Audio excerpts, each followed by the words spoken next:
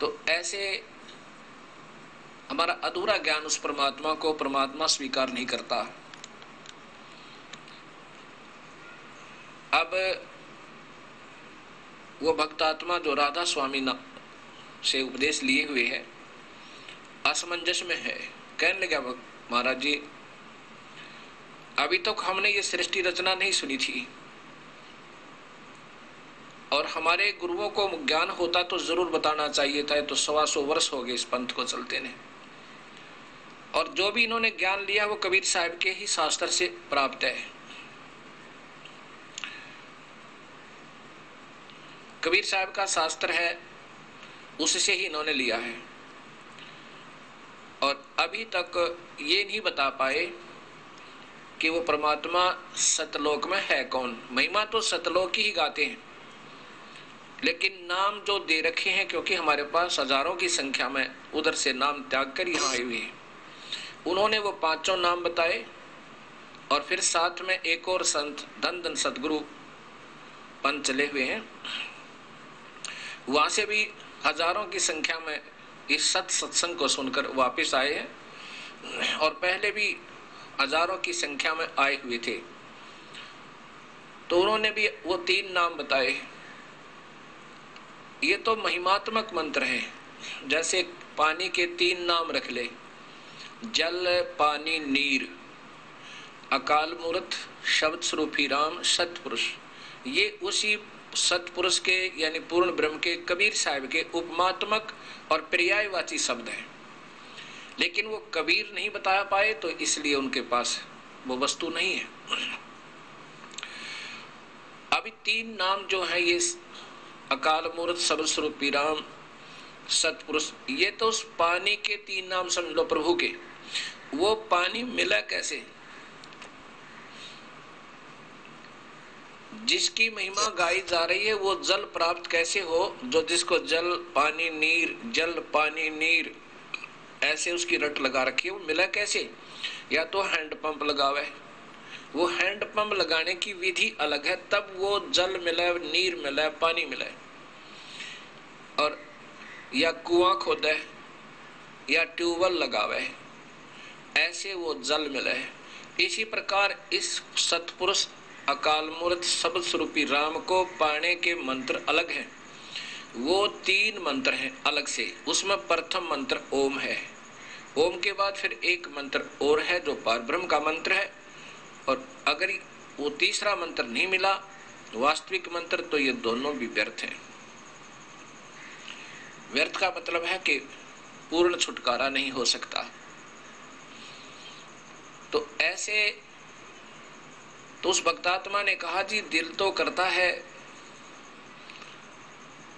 कि मैं आपके यहाँ उपदेश ले लूं और वहां से निकलूं, लेकिन मेरी समस्या है। क्या समस्या है? मैंने पूछा।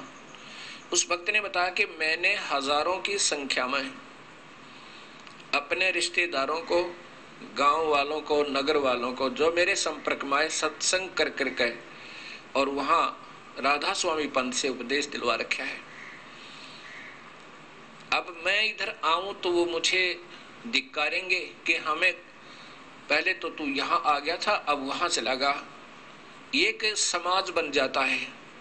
अब ये भी एक बाधा है इस भक्ति मार्ग में। हमने अपना फैसला स्वयं लेना होता है, और जब बात समझ में आ जाती है फिर देर नहीं करे। तो मैंने कहा कि उनको भी समझाओ और ये सत्य ज्ञान बताओ। समझाने से ही ज्ञान होता है। 1 बार 2 बार 3 बार 10 बार। तो वो कहने लगा जी मैंने कोशिश की थी 1-2 से जिक्र करने की, वो नहीं मानते। वो कहते हैं तो पहले तो ऐसे कहता था, हमें वहां ले गया, अब कहता है कि यहाँ वस्तु नहीं है। तो जी वो मैं भी नहीं आ सकता। आस्था चैनल पर सत्संग सुनकर बहुत भक्तात्माओं की बहुत ही अच्छी भावना व्यक्त हो रही है, और सभी कह रहे हैं कि ऐसा निर्मल और सत्य ज्ञान और शास्त्रों में उपलब्ध अभी तक समाज के सामने क्यों नहीं आया। इसका कारण तो भक्तात्मा स्वयं ही फैसला करेंगे, अच्छा लगेगा। यदि ये दास ज्यादा कहेगा तो सोचेंगे कि ये निंदा ही करते रहते हैं। ये मेरा कोई शौक नहीं, क्योंकि मैं भी इसी बीमारी का मरीज था और तलाश थी ईश्वर की। अब याद आता है कि अगर ये रास्ता नहीं मिलता तो टक्कर मार कर रोना पड़ता। उस काल के लोक में असंख्यों युग हो गए हमने यहाँ पर चक्कर काटते आने, यही काल तक की पूजा करते हुए और काल ही के जाल में फंसे हुओं को। अब ये निंदा न समझे भक्तात्मा। अब जैसे जो सर्जन होते हैं, डॉक्टर होते हैं, वो मरीज के दर्द की परवाह नहीं करते कि इसको पीड़ा होएगी। मान लीजिए कई अनजान जो कंपाउंडर होते हैं, कंपाउंडर भी नहीं कह सकते हम उनको, जो इस बात से डरते हुए कि कहीं इस मरीज को दर्द हो और ये नाराज हो जावे और कल को तेरे पास ड्रेसिंग कराने ना आवे, अर्थात पट्टी ना करवावे, वो कंपाउंडर भी नहीं होते, वो लालची होते हैं, पैसों के पुजारी। वो उसका जीवन नहीं देखते मरीज का कि इसको अब थोड़ी सी पीड़ा हो जाए तो अच्छा है, ना आए तो ना सही, इलाज तो सही होगा। तो कंपाउंडर अनजान, कंपाउंडर भी नहीं कह सकते उनको, अनजान जो बिल्कुल स्वार्थी तत्व, वो डॉक्टर ही मरीज से डरेगा कि कहीं कल ना आवे और तेरी चवन्नी ना बने। और वो कहेगा, मरीज कहता है डॉक्टर जी मुझे चोट लगी है, पट्टी करना। अब वो पट्टी करता है, फिर कहता कल फिर आना या परसों आना। अब वो जाता है मरीज और कहता है डॉक्टर जी बहुत पीड़ा हो रही है, दर्द हो रहा है, इसको धीरे धीरे पट्टी को हटाना। अब वो पट्टी धीरे धीरे हटा करके और मवाद निकालना चाहे, पता तो होता है, लेकिन मरीज मर गया जी मत छेड़ो, काहे के डॉक्टर हो। तो वो बेचारा सोचे कहीं कल ना आवे तेरे पास ये मरीज और तेरी चवन्नी ना बने। ऐसे ही अच्छा भाई, पट्टी की और बांध दी ड्रेसिंग जा, फिर आया, फिर बांध दी, 1 महीने लटकाता रहा। जब नहीं आराम हुआ तो पहुंचा उस सर्जन के पास जो वास्तव में डॉक्टर था। वहां भी जाकर के मरीज ने कहा कि डॉक्टर जी मुझे पीड़ा बहुत हो रही है। कहा बेटा एक बार और होएगी थोड़ी सी, फिर नहीं होएगी। वो कहता नहीं जी दर्द नहीं करना, नहीं जी दर्द नहीं करना। दर्द तो बेटा एक बार थोड़ा सा होएगा और होएगा, फिर नहीं होएगा। उखाड़ के उस पट्टी को और दबा के ऐसे धीरे धीरे उसका निकाल का मवाद और फिर बांध का पट्टी भरकर दवाई जख्म के अंदर और कहता बेटा परसों फिर आना। तीसरी पट्टी में ठीक हो गया। एक बार रोया मरीज, दुख भी हुआ, दर्द भी हुआ, लेकिन डॉक्टर का शौक नहीं था उस मवाद में हाथ दसाने का या उसकी आत्मा दुखाने का, लेकिन उसका परम कर्तव्य बने था, नहीं तो टांग कट जाती उसकी अगर वो ठीक से इलाज नहीं करता। तो आज भगत समाज को ऐसे ही पट्टी की जा रही है। कोई बीड़ी पी रहा है, पीता रहे, संत जन स्वाभाविक कहते हैं ऐसा नहीं करना चाहिए। मांस खाता है, मांस खाता रहे, और शिष्यों का पूरा समूह, जन समूह उपस्थित होना चाहिए ताकि हमारी महिमा और प्रभुता बनी रहे कि बहुत ज्यादा शिष्य हैं। ये संत की पहचान नहीं होती कि ज्यादा ही बहुसंख्या में वहां एकत्रित हो। संत की पहचान ज्ञान से और फिर समाधान से ऐसी ही हो सकती है। अब हमने बहुत से भक्तात्मा हमारे से मिले, उनसे पूछा कि तुम पूजा भी कर रहे हो अन्य देवताओं की और गीता जी को मान रहे हो कि सर्वश्रेष्ठ शास्त्र है, आपके गुरुजी भी मानते हैं, और फिर ये पूजा तुम्हारे गुरुजी ही बता रहे हैं और तुम कर रहे हो। तो इससे सिद्ध हुआ कि तुम आपके गुरुदेव इसलिए नहीं मना कर रहे क्योंकि कहीं तुम कल को ना आओ और वो भीड़ कम हो जावे। नहीं तो गीता में लिखा है कि भूत पूजने वाले भूत बनेंगे, श्राद्ध निकालने वाले पितर पूजने वाले पितर बन जाएंगे, वो दुख उठाओगे, 84 लाख जूनिया भोगेंगे। मना किया गीता में, ऐसा कभी मत करना। ब्रह्मा विष्णु महेश अर्थात तीनों गुणों तक की पूजा को गीता में नकारा किया है। ब्रह्मा विष्णु महेश अनादरणीय नहीं है, आदरणीय है लेकिन पूजनीय नहीं है। जैसे वृक्ष की जड़ की पूजा की जाएगी, अक्षर पुरुष एक पेड़ है, निरंजन वाक की डार और तीनों देवा शाखा है, ये पात रूप संसार। शाखा को नहीं बीजा जाता, शाखा को मिट्टी में नहीं दबाया जाता, मिट्टी में जड़ दबाई जाती है और जड़ में ही पानी डाला जाता है, खाद डाला जाता है, अर्थात पूजा की जाती है। उससे फिर टहनियां प्रफुल्लित होकर के उसमें फल लगते हैं। ऐसे ही मूल परमात्मा कबीर साहब की पूजा करके हम इन ब्रह्मा विष्णु महेश से लाभ लेंगे। हम पूजा उल्टे तरीके से कर रहे थे, अब अनादरणीय नहीं है, क्योंकि हमें लाभ इन्हीं से मिलेगा। कब मिलेगा? जब हम पूर्ण परमात्मा कबीर साहब की पूजा करेंगे, पूरे संत का नाम लेकर। ऐसे अब जब एक बार तो भगत समाज को दर्द जरूर होगा कि ये महाराज जी सबके ही नसें पकड़ रहे हैं, सबको छोटा बता रहे हैं, घटिया बता रहे हैं। घटिया तो बिल्कुल कोई शब्द भी प्रयोग नहीं करूंगा, शास्त्रों में जो लिखा वो अवश्य बताना चाहूंगा। दर्द होगा 1000 व्यक्तियों को जो नकली मार्गदर्शन करके और अपने गुरु पद को प्राप्त करके स्वयं ही और स्वयं भी नरक में जाने की तैयारी और काल ही के जाल में रहेंगे और अनुयायी बना रखे। दुख तो होगा उनको 1000 को और कल्याण होगा करोड़ों का। इसलिए ये दास का शौक नहीं, मजबूरी बन गई, क्योंकि मैं इस मार्ग का सर्जन बन गया। मेरे गुरुदेव की कृपा से अपने कबीर परमात्मा की रजात है। अब मैं गलत नहीं बोल सकता, जो शास्त्रों में लिखा है वो प्रमाणित है। शास्त्र केवल वेद और गीता, ये तो ब्रह्म तक की साधना का है कि प्रमाणित ग्रंथ है, ये संविधान है। इससे अलग कोई संत नाम देता है, कोई मंत्र देता है, ओम नाम से अलग कोई मंत्र देता है, वो मंत्र नहीं है। चाहे वो ओम भागवते वासुदेव नमः है, चाहे वो ओम नमः शिवाय है, चाहे वो कोई भी दे रहा है, केवल ओम मंत्र ब्रह्म साधना का सर्वोत्तम मंत्र है।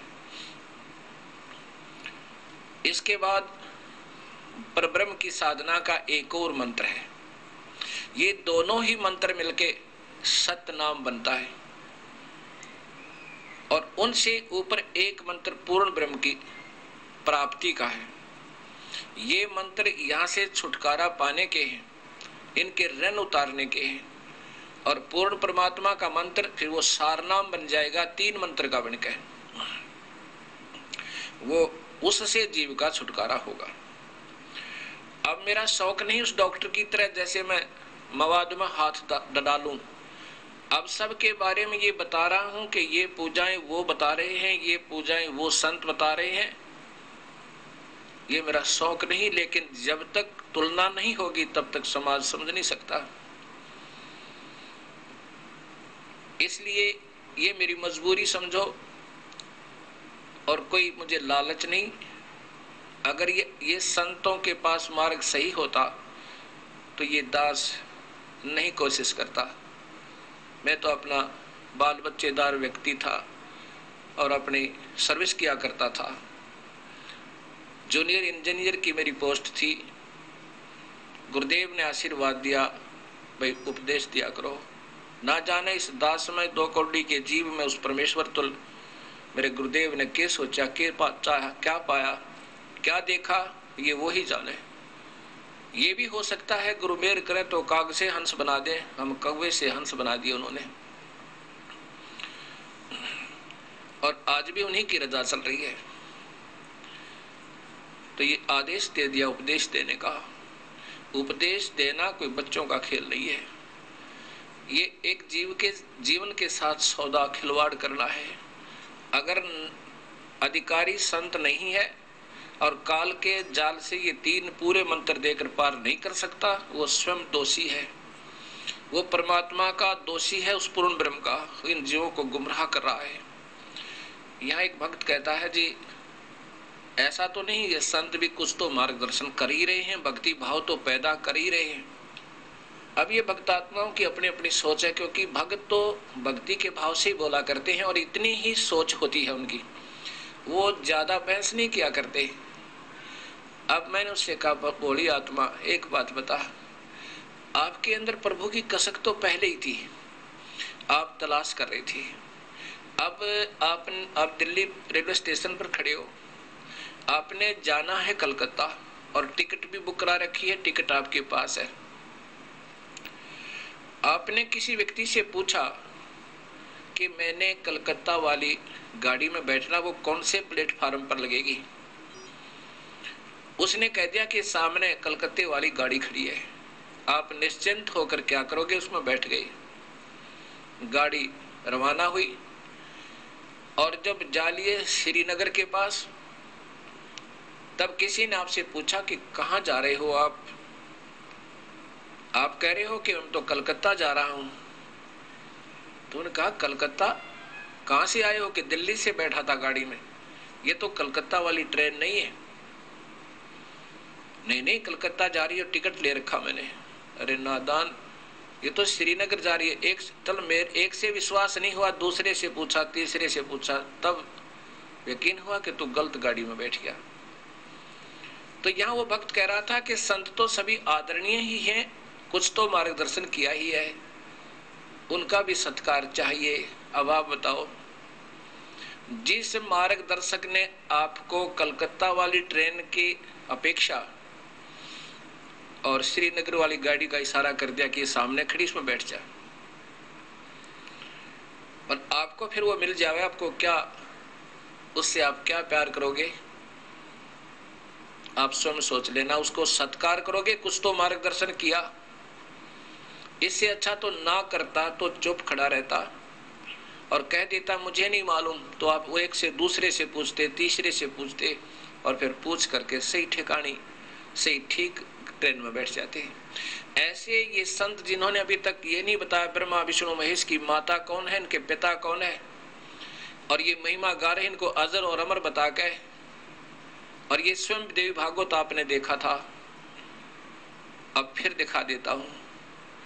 ये स्वयं स्वीकार कर रहे हैं कि हम तो जन्म और मरण के अंदर हैं, हम अजर अमर नहीं है, और इनको अजर अमर बता करके इन्हीं पर आश्रित किए हुए ये तीनों काल के पुत्र हैं। तो उन्होंने क्या मार्गदर्शन किया आपको? उस ट्रेन में बैठाने वाले की तरह कर दिया। अगर ये चुप रहते, भाई हमें नहीं मालूम वो परमात्मा कौन है।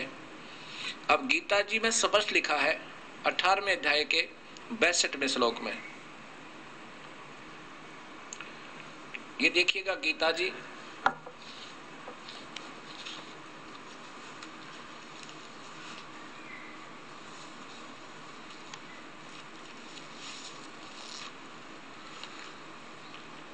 गीता प्रेस गोरखपुर से प्रकाशित 18वें अध्याय का 62वां श्लोक देखिए, अध्याय नंबर 18, और इसमें 62वें श्लोक में लिखा है कि भगवान कह रहे हैं कि उस परमात्मा की शरण में जा अर्जुन। ये 62वां श्लोक है।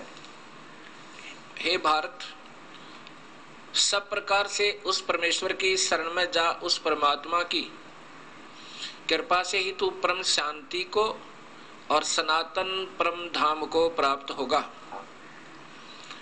देखो यहां संस्कार देखिएगा, शाश्वतम शाश्वतम स्थानम। शाश्वतम का अर्थ होता है अविनाशी, स्थान माने धाम, ये धाम, सतलोक, धाम कहो लोक को, शाश्वत माने सत्य और स्थान माने लोक, धाम, सतलोक को प्राप्त होगा। वो परमात्मा है कौन, इनको मालूम नहीं। अब फिर देखिएगा ये देवी भागवत महापुराण श्री गीता प्रेस गोरखपुर से प्रकाशित, इसी में आप वही फिर देखेंगे कि ब्रह्मा विष्णु महेश स्वयं कह रहे हैं कि हम तो जन्म मरण के अंदर है वह, हम अविनाशी नहीं है। गीता प्रेस गोरखपुर से प्रकाशित। और इसके तीसरे स्कंद में, जैसा कि कल आपने पहले भी दिखाया था मैंने, अब फिर जरूरी होगा, क्योंकि ये सत्संग धीरे धीरे चल रहा होता है, कोई कभी देख रहा होता है, कभी कोई सुन रहा होता है। ये देखिएगा तीसरा स्कंद। अब यहां देखिएगा कि विष्णु जी कह रहे हैं प्रकृति देवी माता को, तुम शुद्ध स्वरूपा हो, यह संसार तुम्हारे ही से, तुम ही से उद्भासित हो रहा है। मैं विष्णु और ब्रह्मा और शंकर, मैं ब्रह्मा और शंकर, हम सभी तुम्हारी कृपा से विद्यमान हैं, अर्थात हम आपके बच्चे हैं। हमारा आविर्भाव और तिरोभाव हुआ करता है। आविर्भाव का मतलब है जन्म, और तिरोभाव माने मृत्यु, और केवल तुम ही नित्य हो, अविनाशी हो। प्रकृति, हे जगत जननी हो, तुम प्रकृति हो, सनातन देवी हो। ये भी देख लो, ये प्रकृति यही शेरा वाली 8 भुजा वाली शक्ति है। इसी के अंदर देवी भागवत में आप पढ़ रहे हैं, ये ऊपर देखिए 123 पृष्ठ है, वो 123 पर ही आप पढ़ाइए, दूसरा साथ में, ये यही था साथ में। इसके ऊपर 2 पार्ट है। इस 123 पृष्ठ पे तीसरे संगंध में भगवान शंकर बोले, देवी यदि महाभाग विष्णु तुम ही से प्रकट हुए हैं, तो उनके बाद उत्पन्न होने वाले ब्रह्मा भी तुम्हारे बालक हुए। फिर मैं तमोगणी लीला करने वाला शंकर क्या तुम्हारी संतान नहीं हुआ? अर्थात मुझे भी उत्पन्न करने वाली तुम ही हो। इस प्रकृति से ब्रह्मा, विष्णु और शिव तीनों का जन्म हुआ। ये प्रकृति देवी है, भी कहलाती है, अष्टंगी भी कहलाती है। अब ये संस्कृत सहित देवी भागवत महापुराण फिर देखिएगा, ये संस्कृत सहित देवी भागवतम महापुराण,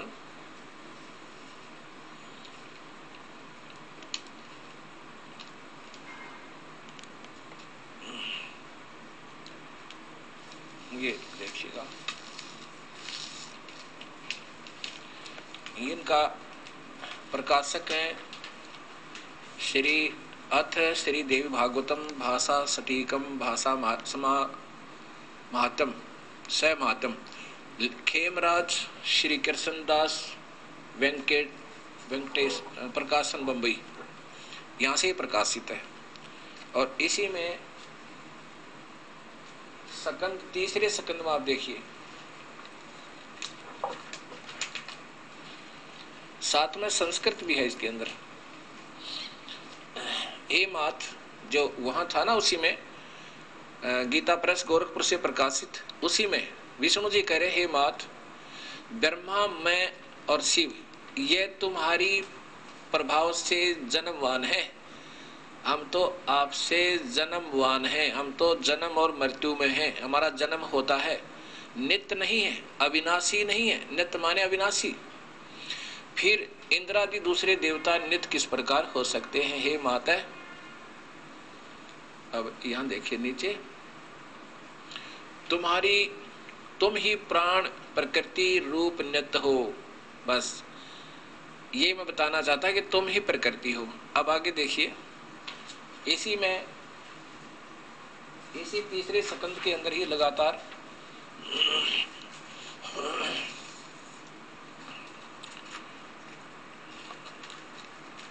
ये देखो, सब लोक के सृजन करने की इच्छा करने वाले, सब लोक के सृजन करने की इच्छा करने वाले हरि, ब्रह्मा और शिव, हरि विष्णु ब्रह्मा और शिव, यह सब तुम्हारे चरणाविंद की भक्ति और प्रीति को प्राप्त होकर कर सकते हैं। हे माता, यदि हमारे ऊपर आप दयायुक्त हो, यदि आप हम पर दयालु हो, आप हमारी माँ हो, तो हमको तमगुण में शिव जी कह रहे हैं, मुझे तो तमगुण बना दिया आपने। किस प्रकार प्रदान किया? ब्रह्मा रजोगुण और हरि सतगुण। बताओ, कहते मेरे से ये अनर्थ करवा रहे हो, सब जीवों को मरवा रहे हो, कि देखो मुझे तो तम गुण कर दिया। यदि आप दया, फिर देख लो, यदि हे मात, यदि हमारे ऊपर आप सदा दया युक्त हो, अगर आप दयालु हो, तो हमको तम गुण में मेरे से ये अनर्थ जीवों का संहार करवा रही हो, मजबूरन तमोगुणी बना दिया, मैं मेरे बस की बात ना, प्रदान कर दिया। और ब्रह्मा रजगुण और हरि यानी विष्णु सतगुण।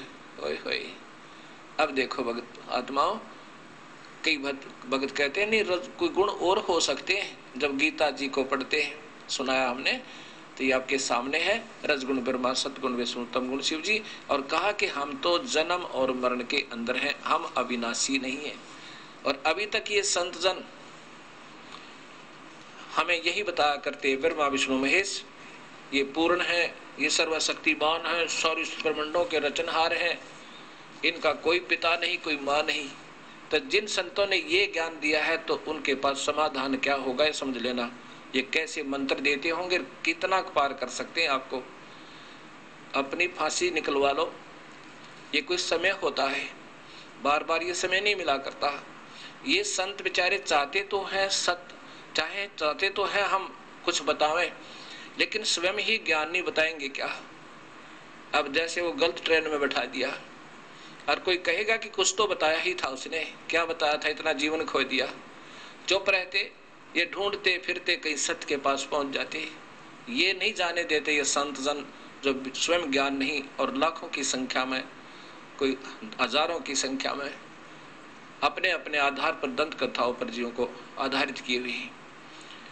तो अब ये सोचना होगा, यदि कल्याण चाहते हो तो दोबारा आपको पुनर्विचार करना होगा भक्ति पर। और कोई बाधक नहीं है, जिस गुरु से मुक्ति नहीं होती तो फिर जीवन व्यर्थ होगा, तो उससे अपना पीछा छुड़वा ले और पूर्ण संत ढूंढ कर उपदेश ले ले। दूसरी बात ही नहीं है। ये मनुष्य शरीर का मिलना कोई बच्चों का खेल नहीं है। अब इस सच्चाई को सुनकर एक बार तो दर्द होता है, संतों को भी होगा, और हो सकता है अनुयायियों को भी एक बार बुरा लगेगा। लेकिन ये कुनीन समझना, और कुनीन यानी कड़वी गोलियों से ही रोग कटता है, मीठी गोलियों से नहीं कटता, टॉफियों से नहीं कटेगा, स्वीट्स टेबलेट से बात नहीं बनेगी।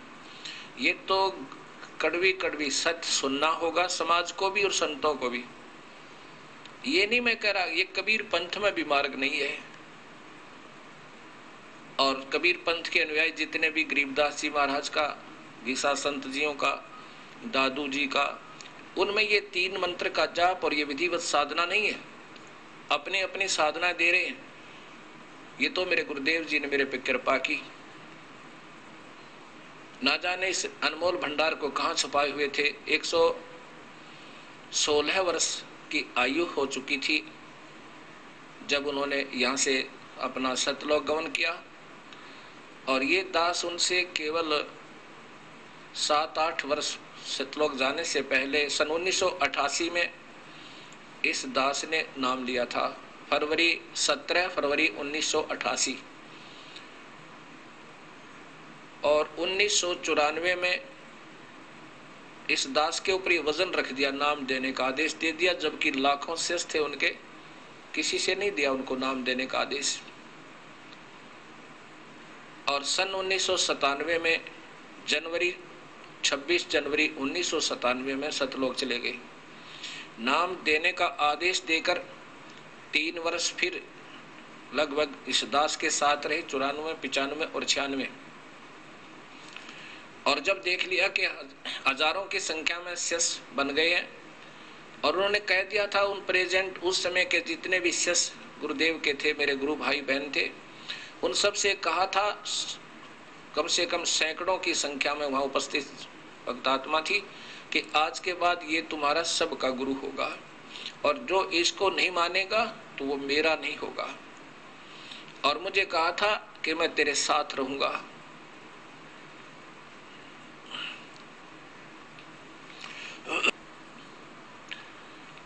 और इस दास के सिर पे हाथ रख के कहा कि मैं सदा तेरे साथ रहूंगा। उसमें उनकी आयु लगभग 112-13 साल की थी, वर्ष की थी। अब उनकी रजा से ये दास के ऊपर रजा हुई इस अनमोल मार्ग का मार्गदर्शन करने के लिए। अब ये नाम देना कोई बच्चों का खेल नहीं है। अपने सिर पर वजन धरना, इन एक अनमोल जीवन को बर्बाद कर देना, सतमार्ग ना बता करके, इससे बड़ा दोषी इस पृथ्वी पर कोई नहीं है। और फिर उसको बाहर फेंक दिया जाएगा, बिल्कुल शुद्ध घी हो जाएगा, फिर उसमें कोई कमी नहीं रहेगी। ऐसे ही राधा स्वामी राधा स्वामी के बारे में मैंने आस्था के ऊपर एक टिप्पणी की थी। टिप्पणी तो दास नहीं कर सकता, मैं तो इन संतों की धूल हूं, चरणों का जूता समझो मुझे इनका। लेकिन मैं भी प्यासा था और कुएं पर जाते थे, वहां पानी नहीं मिल रहा था क्योंकि प्यास बुझ नहीं रही थी, आत्मा तसल्ली नहीं पा रही थी। इसलिए जब हमें पानी मिला और पिया, पता चला कि ये तो वास्तव में बात तो कहीं और है, तब ये थोड़ा सा कहना मजबूरी बन गई मेरी। तो मैं केवल शास्त्रों के आधार पर, प्रमाणित ग्रंथों के आधार पर ही बताता हूं जो उन संतों और पंथों के अंदर प्रचलित है। तो मैंने उनको जब दिखाया था कि राधा स्वामी पंथ उस परम संत का चलाया हुआ नहीं है जिसको ये मुखिया माना जाता है, श्री शिवदयाल जी।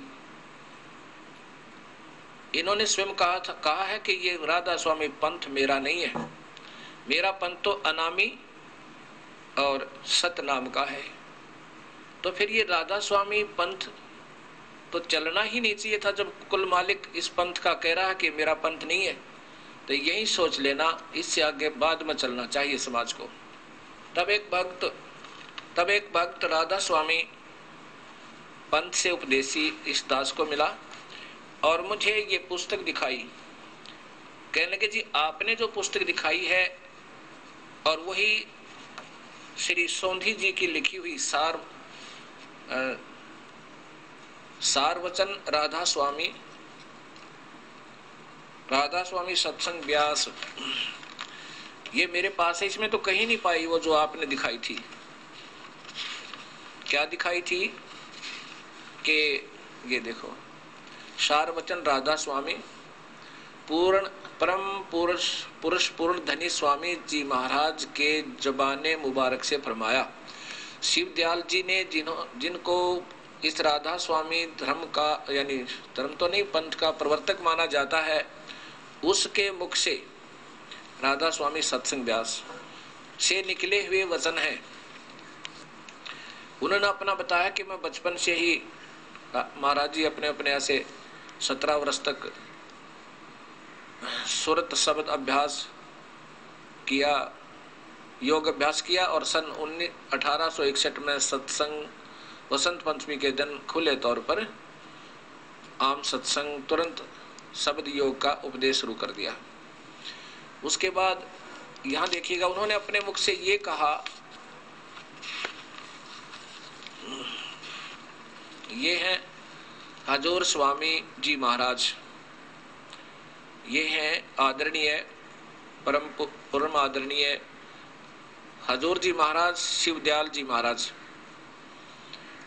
ये देखिएगा, राधा स्वामी दयाल की दया, राधा स्वामी साहे, जबकि ये कहते हैं राधा स्वामी तो मेरा पंथ ही नहीं है। ये तो बाद में लिखा है इन्होंने अपने हिसाब से, कहा है वचन दो स्वामी जी महाराज की आखिरी रोज बिस्तर अंतर ध्यान होने के वास्ते हिदायत साधुओं सत्संगियों और सत्संगियों के खास जुबान मुबारक से फरमाया। स्वयं उन्होंने अपने जबान से कहा। 15 जून सन 1878 ईस्वी 1878 मुताबिक आषाढ़ वदी 1 पड़ुआ संवत 1935 बी रोज शनिचर वक्त असलू सुबह।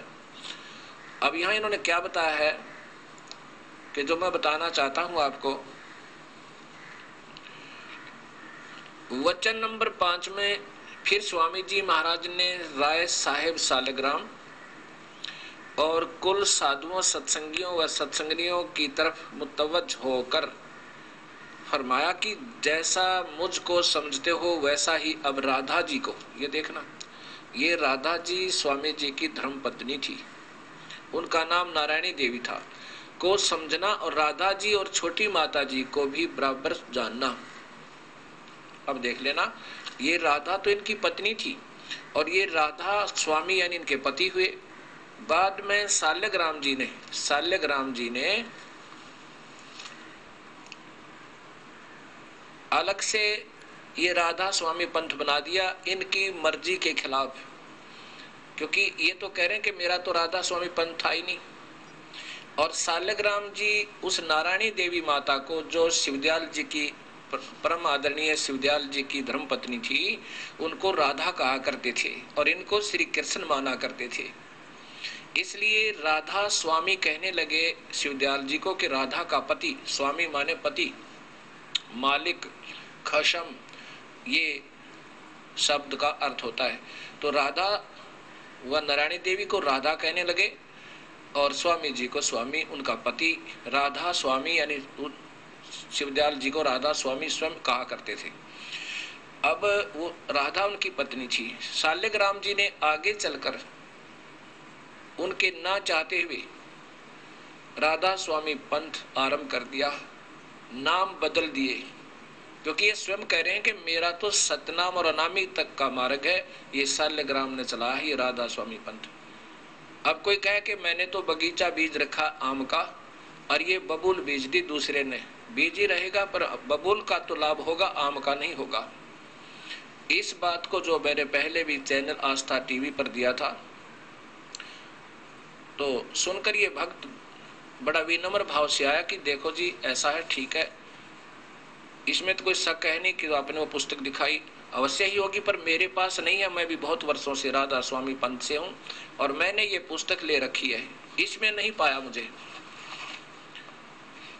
वही है जो कि तुम आप बता रहे हो और वही इसका प्रकाशक है ML सौंधी, SL सौंधी, ये देखो वही सेक्रेटरी है।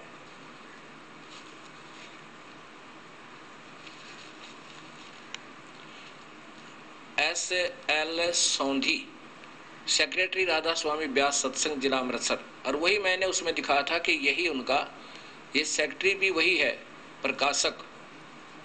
तो ये भिन्नता कैसे, ये भी बताऊंगा भिन्नता कैसे है।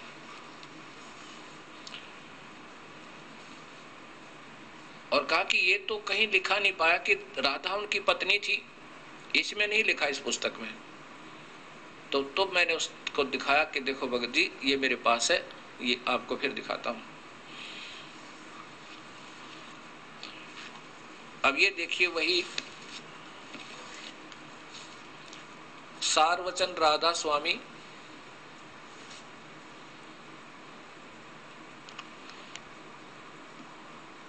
श्री हजूर स्वामी महाराज, राधा स्वामी सत्संग व्यास, और इसके भी प्रकाशक वही ML सौंधी, SL सौंधी ही है।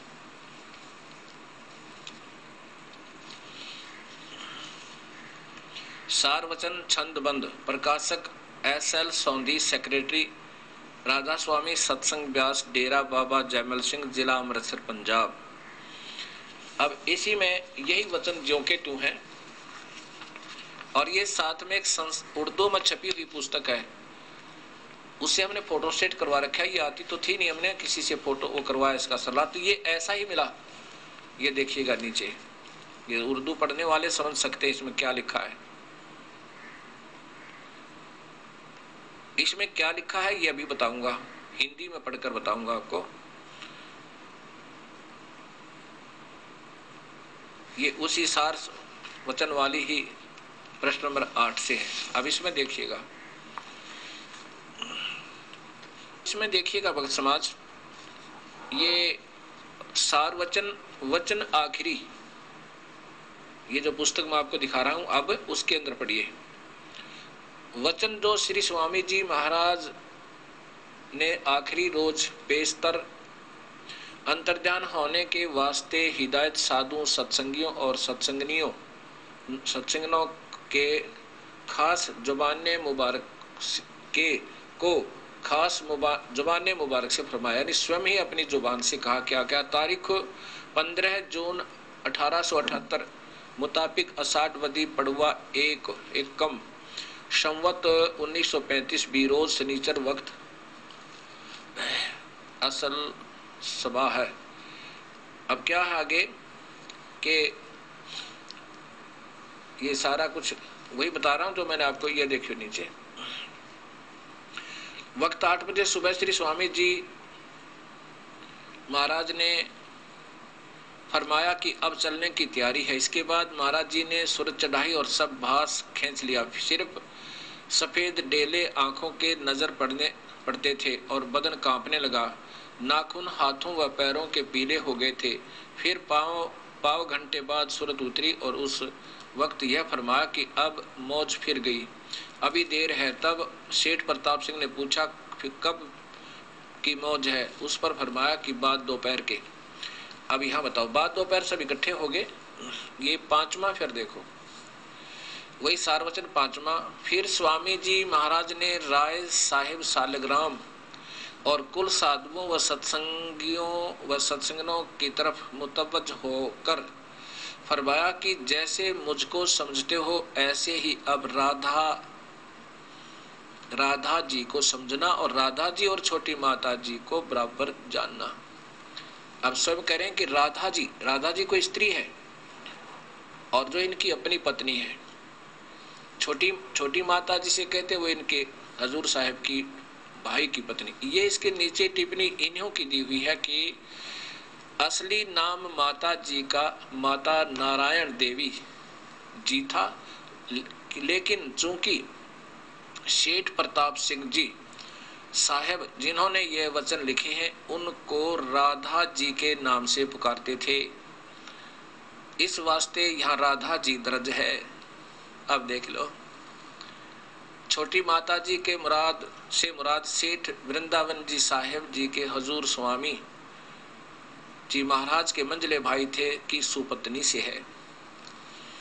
अब ये सिद्ध हो गया कि ये नारायणी देवी को राधा कहा करता था कौन? सेठ प्रताप सिंह।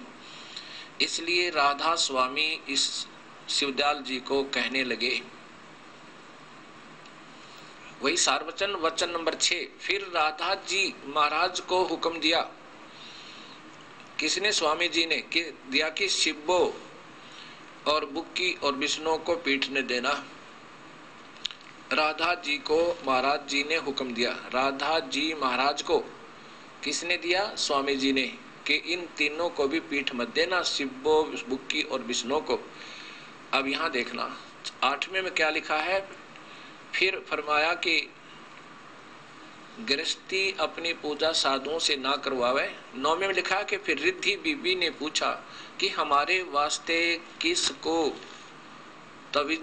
तजवीज किया है? इस पर फरमाया कि गृहस्थियों के वास्ते तो राधा जी और साधुओं के वास्ते सन्मुख दास जी। ये आपके सामने देख लो। ये राधा कोई औरत थी, वो शिवलाल जी की पत्नी थी, शिवदयाल जी की, और इसलिए फिर इसको राधा स्वामी कहने लगे शिवदयाल जी को। और राधा स्वामी इनका पंथ नहीं है। फिर देखो यहाँ पर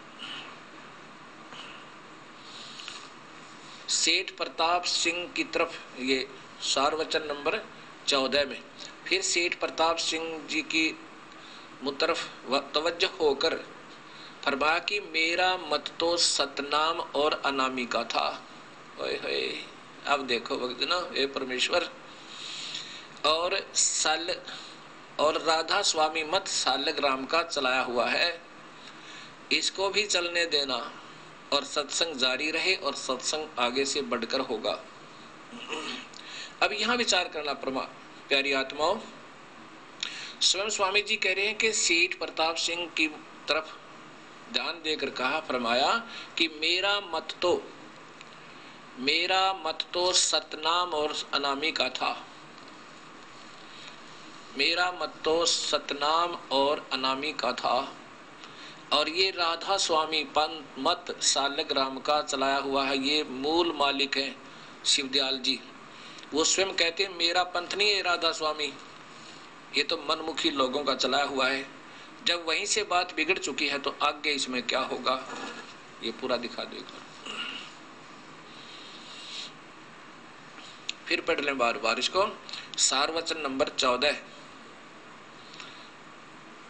अब ये क्यों बताना चाह रहा है ये दास, क्योंकि मैंने कोई शौक नहीं है ये मवाद में हाथ देने की, यानी दूसरों को ये समझना कि ये निंदा कर रहा है, ये आपके सामने है।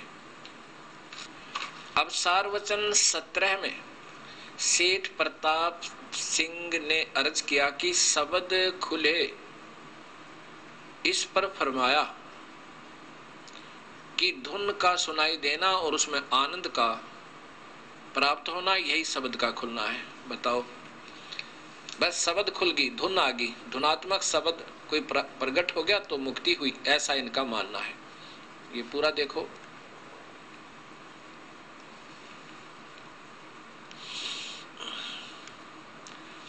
सेठ प्रताप सिंह ने अर्ज किया कि शब्द खुले, इस पर फरमाया कि धुन का सुनाई देना और उसमें आनंद प्राप्त होना, यही शब्द का खुलना।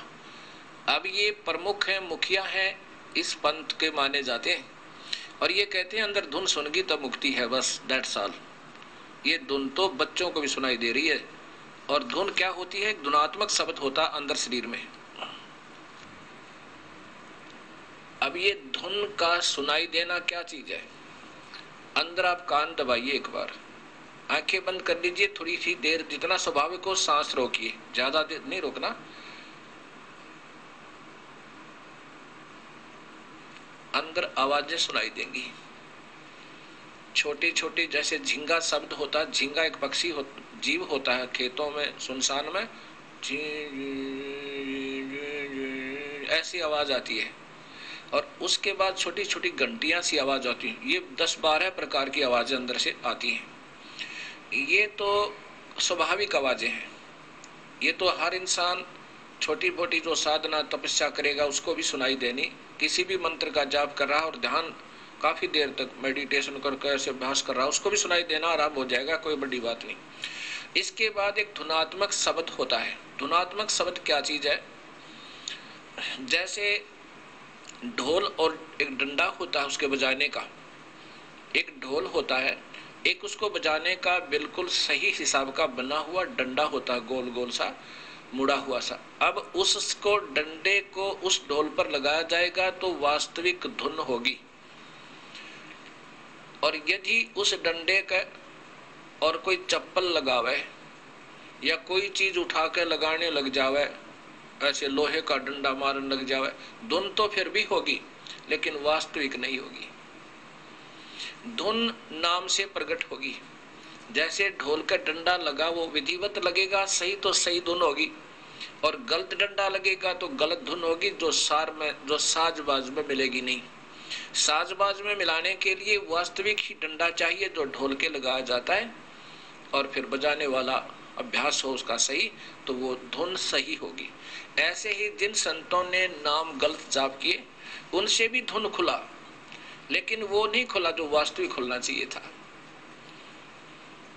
क्योंकि पता चला कि वो 5 नाम देते हैं और उन 5 नामों के बारे में कबीर साहब ने कहा ये तो इस काया और शरीर में ही उलझे रहे, इसी में 5 मंडल काल ने उलझा रखे। वो 5 मंडल इसी एक ब्रह्मांड में फंसे रहने के वो 5 नाम अभी दिखाता हूं आपको। पुस्तक को फारिग करता हूं, पहले इसी पुस्तक को फारिग करता हूं।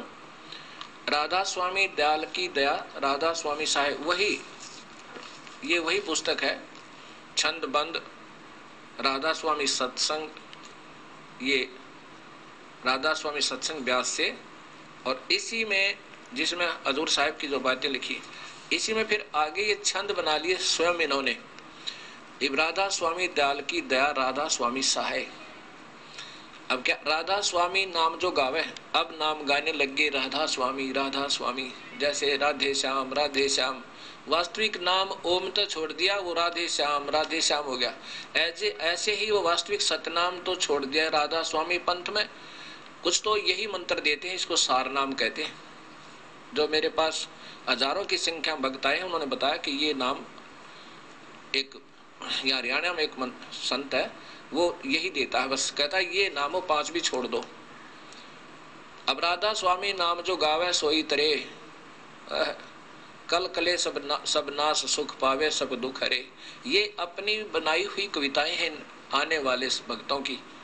उस पुण्यात्मा शिवदयाल जी का नहीं है ये।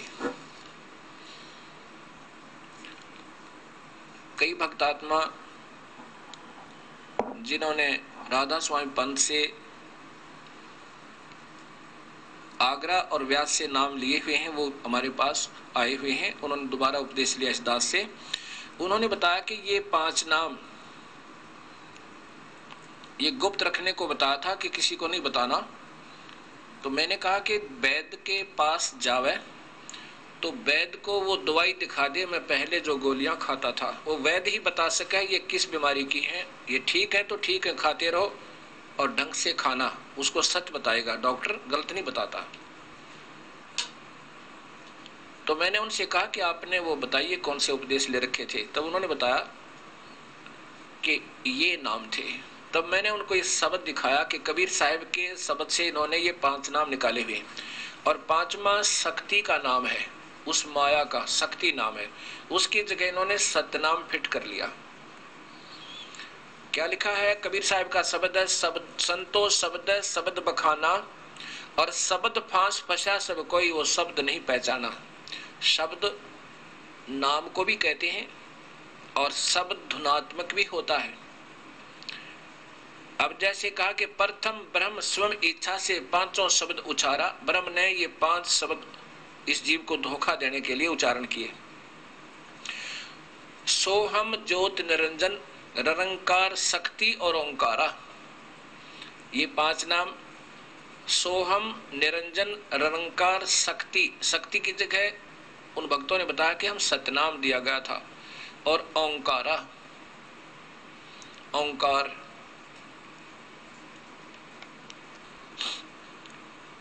अब क्या बताते हैं कि 5 तत्व प्रकृति तीनों गुण उपजाया, लोक दीप 4 खाने ये 84 लाख बनाया। इस काल ने इस जीव को यूं धोखा दिया।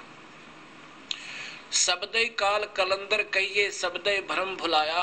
काल के भी मंत्र हैं, शब्द है, नाम है, और काल की भी धुनात्मक शब्द है। और 5 शब्द की आशा में ये सर्वस्व मोल गंवाया। कबीर साहब की वाणी सुना रहा हूं आपको। शब्द ब्रह्म प्रकाश बैठ के बैठे मुंदे द्वारा, शब्द निर्गुण शब्द सरगुण शब्द वेद पुकारा। शब्द ने भी, वेद ने भी नाम का ही आधार बताया, लेकिन अधूरा बताया, केवल ओम नाम, उसके बाद गुप्त कर दिए। जैसे गीता जी के 17वें अध्याय के 23वें श्लोक में ओम तत्सत, ओम तो सीधा ठीक है, तत्सत ये संकेतिक नाम गुप्त कोड वर्ड बता दिए। वो फिर वो पूरा संत बताएगा। जो गीता जी के 4थे अध्याय के 34वें श्लोक में भगवान कह रहे हैं कि उन संतों ने ढूंढ ले अर्जुन जो इस तत्व वेद के जानने वाला हो, और उसी से उपदेश लेकर बेड़ा पार करवा। 5 शब्द 5 है मुद्रा काया बीच ठिकाना। शब्द प्रकाश बैठ के बैठे मुंदे द्वारा, शब्द निर्गुण शब्द सरगुण शब्द वेद पुकारा। सभी नाम नाम शब्द शब्द धुनात्मक कहते फिर रहे, लेकिन सही ज्ञान नहीं हुआ। शुद्ध ब्रह्म काया के भीतर बैठ करे अस्थाना, और ज्ञानी योगी और सिद्ध सभी शब्द में उड़ जाना। इस धुनात्मक के आनंद में उलझे पड़े हैं।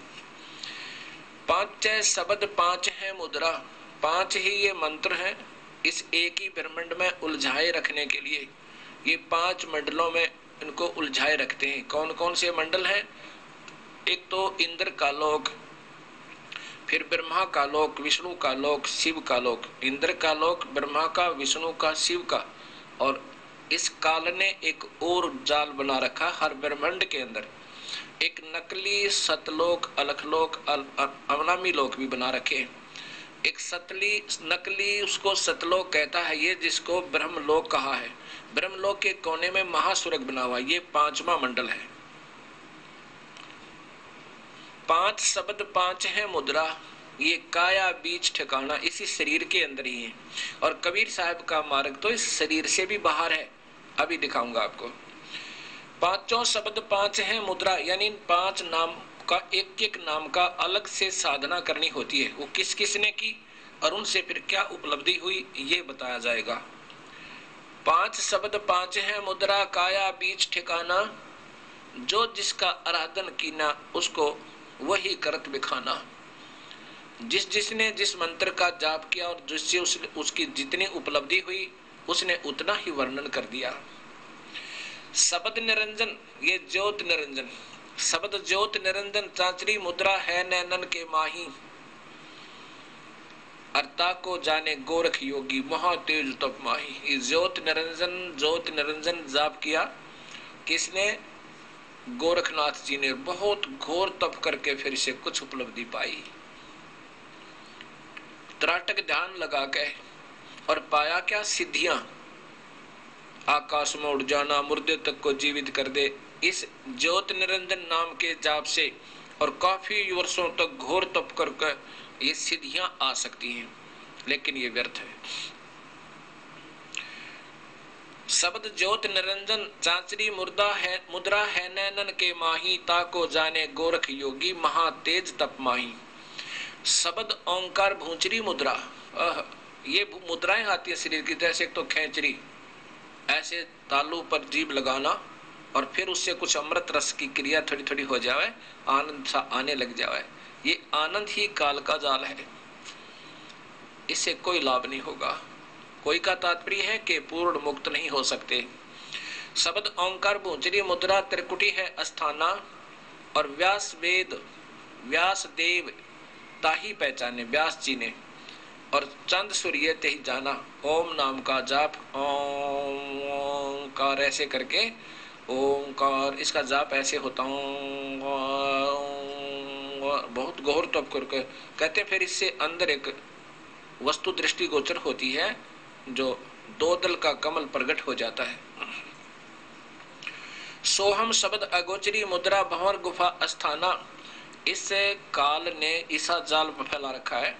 हर ब्रह्मांड के हर लोक में, एक ब्रह्मांड में जैसे शिवलोक है उसमें भी भंवर गुफा है, विष्णु लोक है उसमें भी भंवर गुफा है, और ब्रह्मा के लोक में भी भंवर गुफा है। और फिर जब उसमें ब्रह्म लोक में प्रवेश करते हैं, महास्वर्ग में जाते हैं, उसमें भी भंवर गुफा है। इंद्र के लोक में जाते हैं उसमें भी भंवर गुफा है। अब जो जहां की साधना करता है वो उसी लोक में जाता है, फिर वो उस भंवर गुफा में प्रवेश करता है। यहाँ लिखा है कि सोहम शब्द अगोचरी मुद्रा भंवर गुफा अस्थाना, सुखदेव मुनि ताही पहचाना सुन अनहद को गाना। अब सोहम शब्द का जाप सुखदेव ऋषि ने किया और कहाँ पहुंचा? स्वर्ग लोक में, विष्णु जी के बैकुंठ में। और उसमें भी जब भंवर गुफा में जाते वहां सबत एक सोहम सोहम सोहम ऐसी धुन हो रही है, और उसको फिर कहते हैं अपने कानों से अनहद शब्द, अनहद माने जो कभी समाप्त ना हो, जिसकी हद ना हो, उसको सुन के और उसमें मगन हो गया और स्वर्ग तक पहुंचा सोहम जाप करके।